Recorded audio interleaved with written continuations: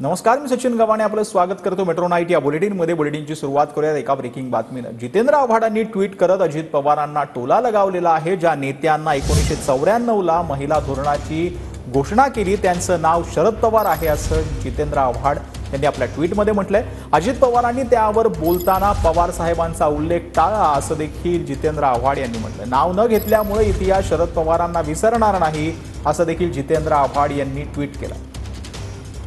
जितेंद्र आव्हाड यांनी नक्की काय ट्विट केलंय ते आपण पाहतो आहोत। 1994 साली महिला धोरणाची क्रांतिकारी घोषणा केली आणि देशात महिला धोरण राबवणारे महाराष्ट्र पहिलं राज्य झालं। त्या नेत्याचं नाव शरद पवार। अजितदादांनी त्यावर बोलत असताना साहेबांच्या नावाचा उल्लेख टाळला। इतका द्वेष असा प्रश्नचिन्ह जे आहे ते त्यांनी त्यांच्या ट्विटमध्ये विचारलेला आहे। नाव न घेतल्यामुळे इतिहास शरद पवारांना विसरणार नाही। माणसे इतकी कोत्या मनाचे कसे होऊ शकतात असं म्हणत जितेंद्र आव्हाडांनी अजित पवारांना जो आहे तो टोला लगावला।